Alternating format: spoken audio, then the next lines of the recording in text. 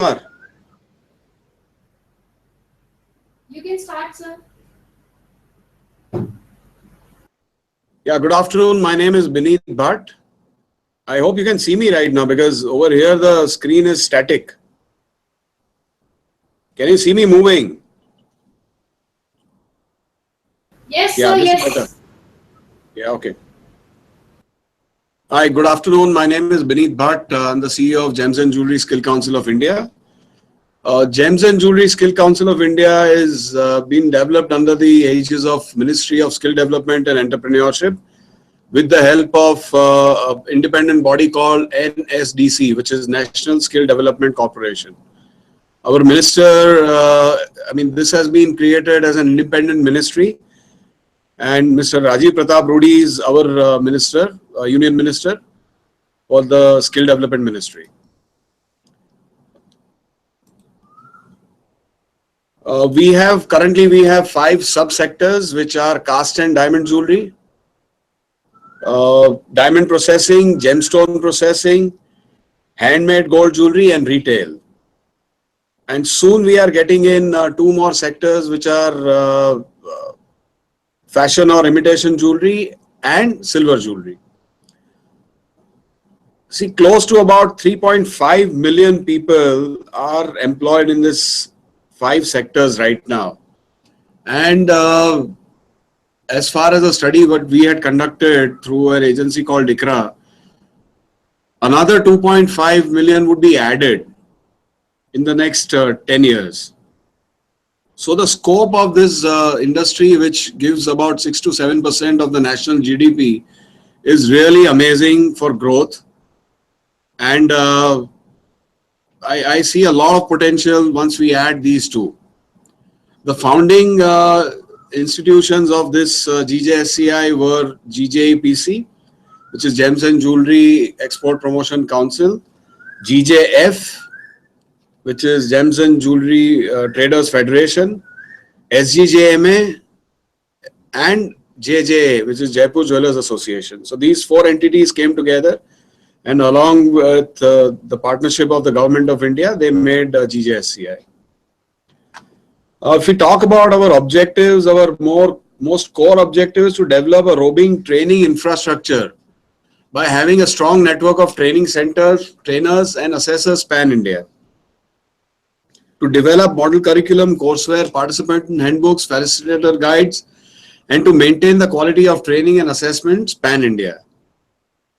Now, these being the core objectives, GJSCI is developed around 86 NOSes, and their qualification packs are being developed. Apart from that, we are developing the assessor's guide, participant handbook, facilitator's guide in 8 different languages.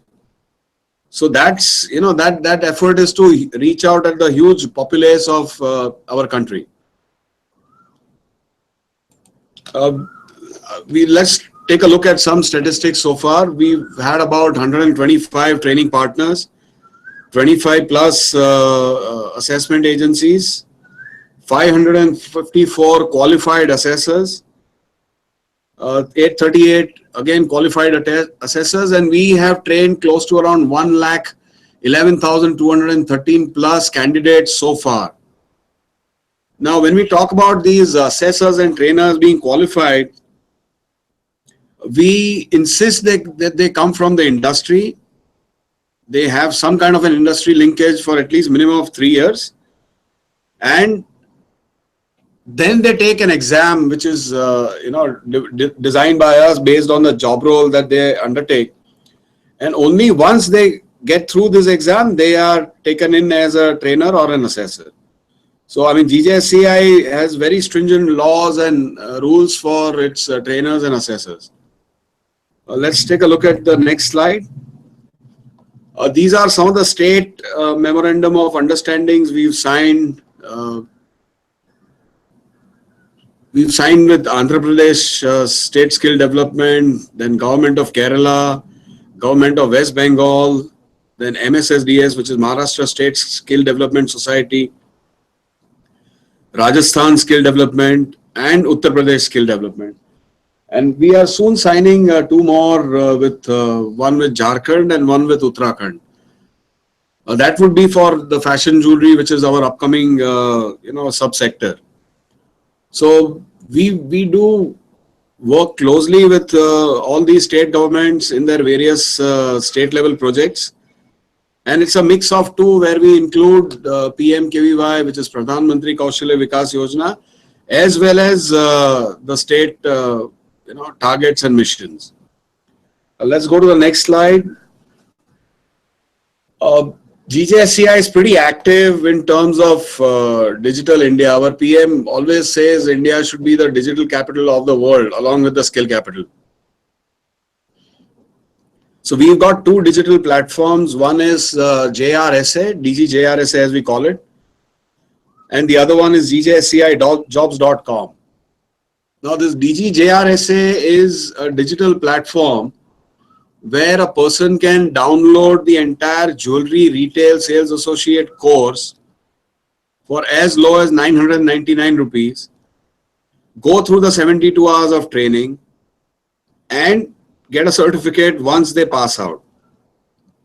The best part about this thing is that you have to just download it once, and then you don't need to use the internet except for the final exam.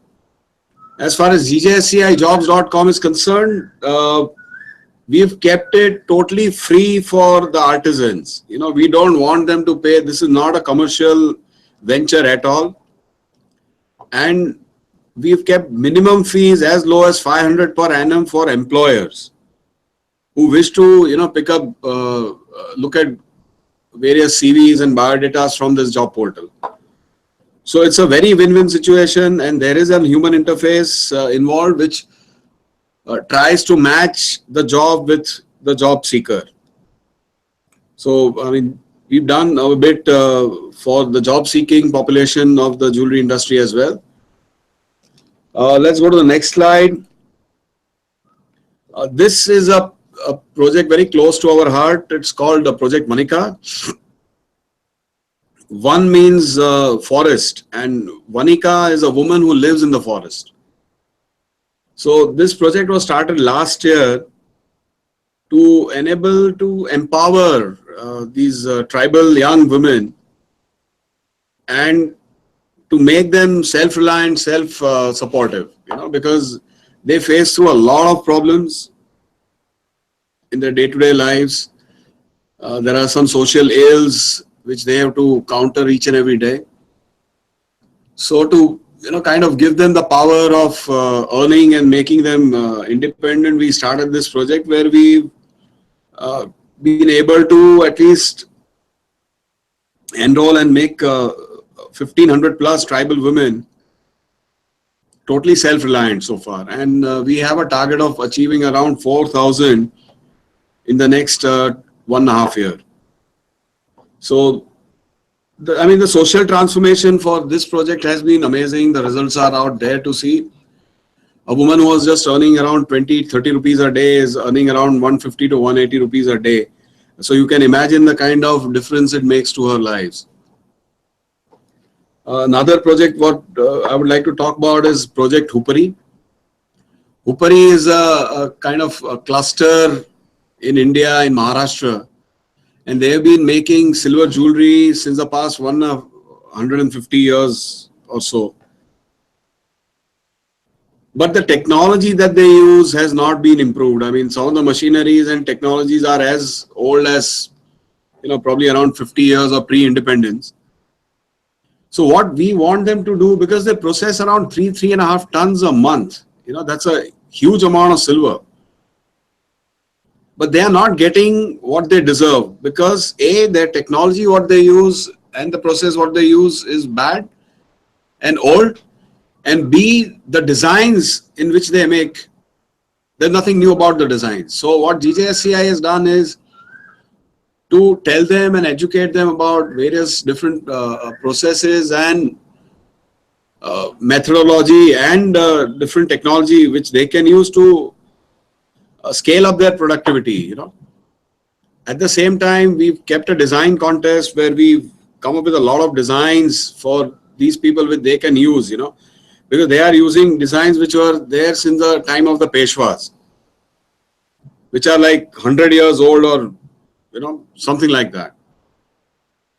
The project Hupri, and we've got the nod of Maharashtra government. They've given us land out there, and we are going to make a skill center plus a common facility center for the people in and around of Hupri.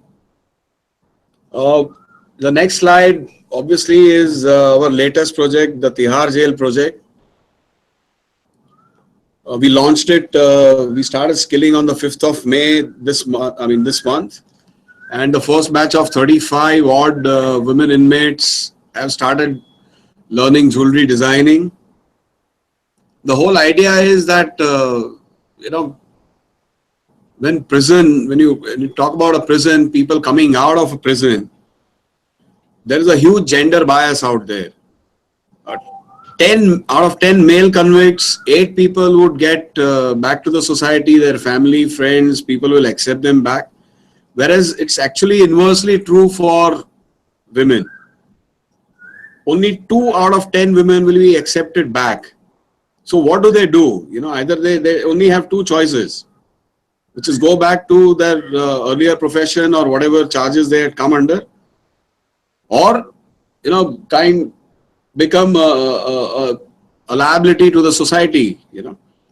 So GJCI thought of empowering these women.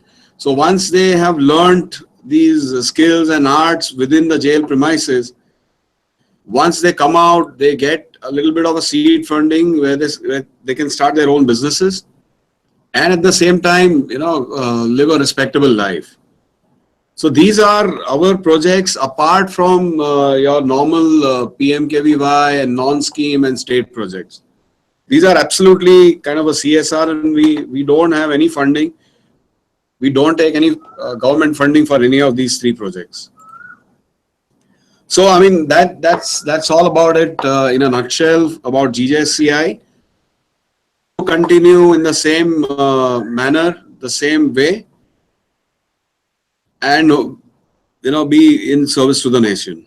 So thanks a lot, all of you, and Jai Hind. Bye bye.